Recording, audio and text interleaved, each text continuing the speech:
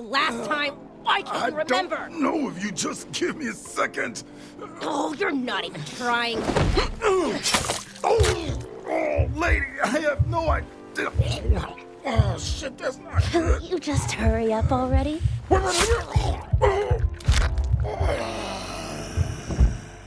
It's important for me to try and formulate my opinions on Deathloop in a calm and concise manner.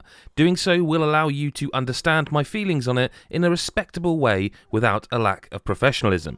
The problem is that won't be possible. I've got so many thoughts swimming around my brain that I don't even know where to start. Fundamentally, playing Deathloop has been the most fun I've had all year. It's ridiculous. Front to back, over the top, chaotic. There is a formula, but it's trapped inside the joyous beast that it is. Fuck it, here it goes. The island of Blackreef is caught in a time loop, and for the main single-player campaign you play as Colt.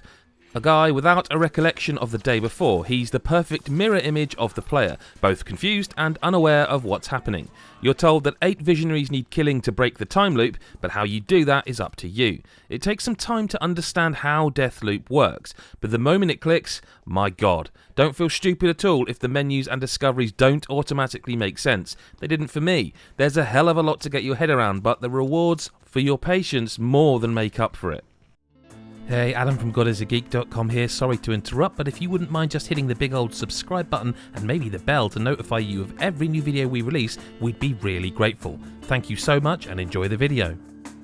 Blackreef is split up into 4 semi-open world areas: the Complex, Updam, Carl's Bay and Freistad Rock. You're free to explore them as much as you want at various times in the day. Depending on the time, be it morning, noon, afternoon or evening, each area feels different. The Visionaries you must kill are located across all the areas, and by journeying through them across the day, new clues can be found that'll help the eventual demise of each one. Before each trip out, you can check Arsenal leads and Visionary leads to see what needs doing based on the progression you've made. And it's these leads where your objectives appear. There is somewhat of a campaign structure, however the freedom is where the enjoyment lies. Freeing your mind of all of that formulaic mission progression you're used to allows you to enjoy Deathloop more. I found it uncomfortable not knowing what was next or where I should be going after my current objective, but all that matters is killing the Visionaries multiple times across different times of the day. Embrace how disjointed it is, and I promise you, you'll have more fun than you've had in years. Once killed, each of the Visionaries provide you with something very special. It could be a powerful weapon or a unique ability called a slab that will help you further down the line. Shift lets you teleport. Kinesis launches enemies in the air. Ether turns you invisible. Nexus links enemy brains together so by killing one it kills them all. And Havoc sends you into a rage. Each can be upgraded too. For example, the more you kill a Visionary, the more times that particular ability can be improved. Upgrading Shift allows you to freeze mid-jump to teleport to the ground, and improving Kinesis holds enemy mid-air. They're so cool and drastically improve your whole approach every time. You can also find items called Trinkets. These buffs and skills fall under 2 categories, character and weapon. Character Trinkets give you certain skills like longer sliding, double jumping, or improved damage up close. Weapon Trinkets can improve the weapon they're allocated to in a number of ways as well. They look like little discs that'll fall from regular enemies and Visionaries, and come in different levels shown by their colour, grey, blue, green and purple. New weapons will also be unlocked. The Strelak 50/50 can be transformed from one quickfire pistol into an SMG, and the Tribunal feels like a spiritual successor to the Golden Gun from GoldenEye on the N64. Having a collection of great weapons complements the superpowers and improves your chances of survival in each playthrough. You'll also get a hackamajig that hacks turrets and security sensors, as well as creates distractions for you to slip past undetected. All of these powers and weapons are fantastic, but unless you learn to infuse them, you'll have to go through the rigmarole of finding them all over again. Deathloop isn't just a cool title. During your run you get 3 chances to kill a Visionary, find a cool weapon or explore the location. If you die you are sent back a few hundred yards and are allowed to continue. Die again and this happens one final time. However, if you die that 3rd time, everything you've gained is lost until you do it all over again. If you survive and complete your own personal objectives, you can escape into the tunnels and exit to the menus. By doing so, the time jumps to the next part of the day, and if you can get to the end of the day, regardless of surviving the morning, noon, afternoon and evening, you can still lose everything. Infusing is a massive mechanic in Deathloop.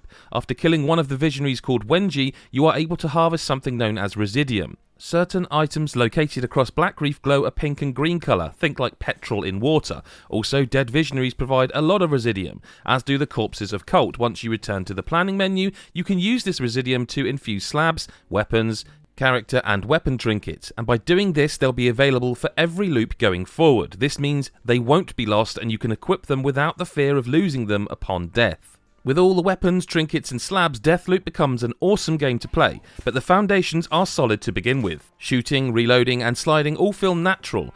Thanks to the basics being so good, all the fun stuff falls nicely into place. When you begin to feel like a god, the gameplay is magical. It shares a welcome resemblance to Dying Light, and I am all for that. Trying to break the loop as Colt is one of the best experiences this year. Along with the single player stuff, there's also a multiplayer element that lets you play as Julianna. Her role is to protect the loop, and by jumping into friends or strangers' loops, you get a slightly different experience as to what you're used to. Seeing that fateful message pop up telling you Julianna is in your game puts you on edge. Sometimes you don't mind it and are up for the challenge. Other times, particularly when you're trying to get something specific done, it's a pain in the ass. Obviously you don't have to play online and this feature can be turned off. As Colt, it can be annoying, but if you're playing as Julianna, it's great. You earn hunter points which turn into upgrades, new slabs and weapons. Unless Colt destroys the satellite so he can escape, he's trapped. This means you can set up watch close by the satellite and wait for him to arrive. Unless you have a decent loadout, Julianna will more often than not execute you sharpish. If you're packing serious heat and abilities, it's much more exciting. It has some serious legs for those that have done as much as they can or want to with Colt. One of the best features about her appearance is that if you kill her, you might be able to find a slab or one of its upgrades, meaning you don't even have to kill the Visionary associated with it. I feel as though I've rambled enough now about how great Deathloop is. It never takes itself too seriously. The voice actors for Colt and Julianna are magnificent, so too are the weird and wonderful Visionaries. If I had one negative, it would be that the AI can be pretty dumb. Stealth is far too easy, and they're not always aware of you even if you're in their peripheral vision.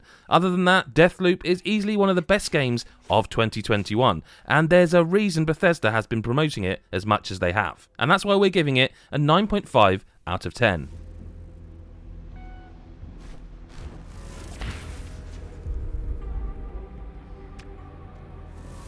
Hey, Adam from GodIsAGeek.com here. Thanks for watching Chris's video review of Deathloop. Been playing it as well myself, and yep, spot on. Fantastic game. Opening hour, bit frustrating because you're wondering what's going on, but then it clicks, and oh my god, what a video game. Easily their best. Do make sure that you click subscribe and the bell button so you never miss the next video that we put out. And other than that, you can go to GodIsAGeek.com or follow us on social medias. We're easy to find. Thanks so much, and we'll see you in the next video. Bye for now.